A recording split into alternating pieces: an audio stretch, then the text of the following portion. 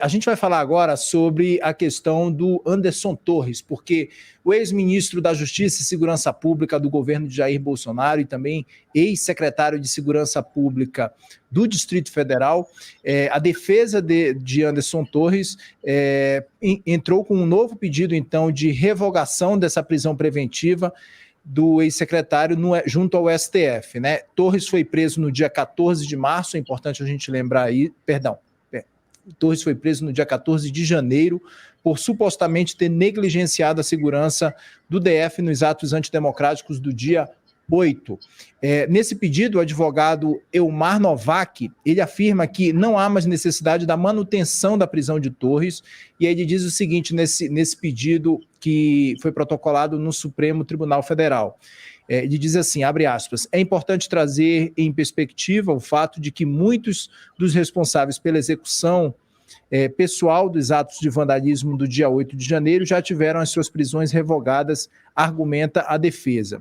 De igual forma, não há dados concretos que a liberdade do requerente, no atual contexto, traria algum óbice à continuidade das investigações. Novak aponta ainda, inclusive, que as filhas de Anderson Torres estão passando por um acompanhamento psicológico após a prisão do pai.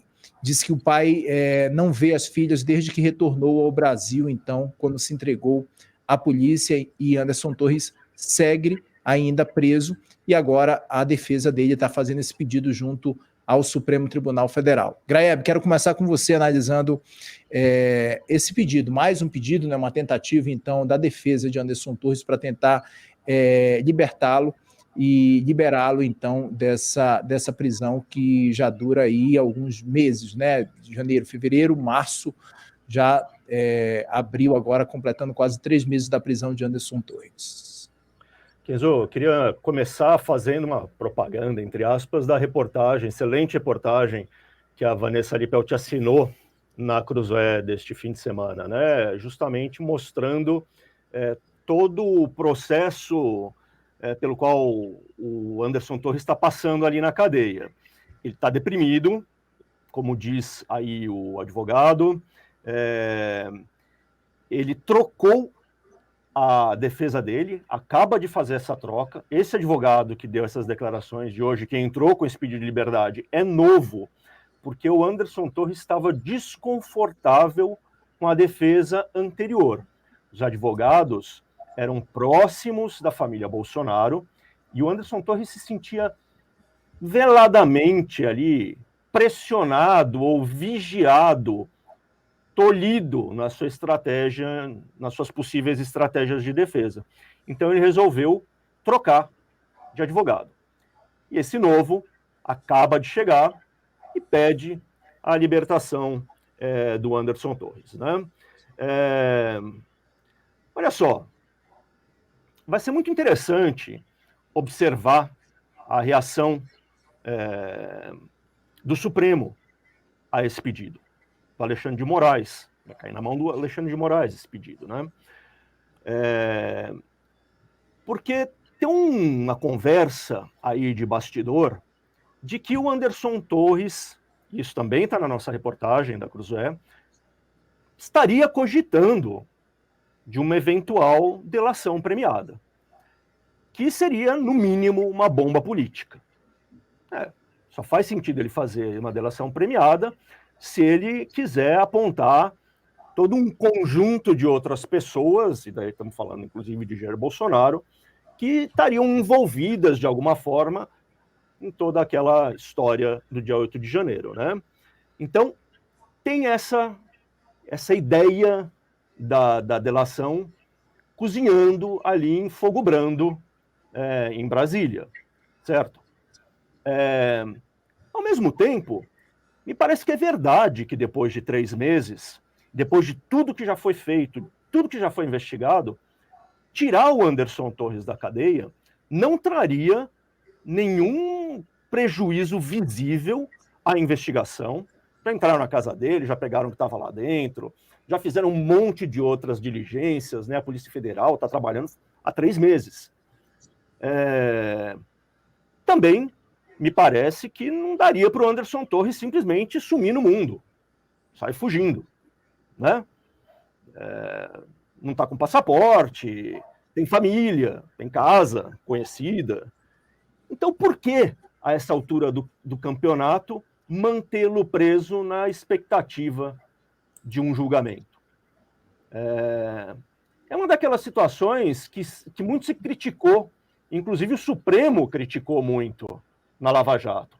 As pessoas eram mantidas em prisão provisória para que se arrancasse uma delação premiada delas, né? Usaram muito esse argumento. Então vamos ver. Me parece que assim, a tese de que ele pode ser solto é bastante plausível, não tem nada de absurdo nessa ideia, né? E ela vem num momento em que estão cochichando lá em Brasília sobre delação premiada. Vamos ver o que acontece, como é que o Supremo vai reagir a esse novo pedido, né? Duda, qual a sua avaliação? Assim, a gente vai aguardar, é claro, essa decisão do Supremo diante desse pedido da defesa de Anderson Torres para um pedido de liberação dessa prisão por conta desses pontos, né, que a gente acabou de detalhar aqui, que a defesa diz que não vê nenhuma possibilidade ali dele intervir nas investigações e também por conta dessa questão psicológica, tanto de Anderson Torres também quanto da família dele e das filhas, né, Duda? Então, Kenzo, esses argumentos que o advogado, o Elmar Novak, está dando aí a favor da libertação, então, do Anderson Torres, eles existem desde logo do minuto seguinte à prisão dele. E eu apresentei eles aqui já no Papo Antagonista, né? Não existe... Se faz a prisão preventiva quando tem o risco da pessoa deixar o país, né? E o Anderson Torres, ele estava em Orlando e ele volta para o Brasil. Então, essa possibilidade, obviamente, não existe. Ou, como o Grebe falou aqui, dele obstruir a justiça, ou dele ser um perigo para o resto da sociedade, né? Essas possibilidades não existem. Então, é difícil justificar essa prisão preventiva. E na regra aqui, no costume da justiça brasileira, a pessoa tem o direito de se defender em liberdade, a menos que você tenha uma justificativa para manter ele preso.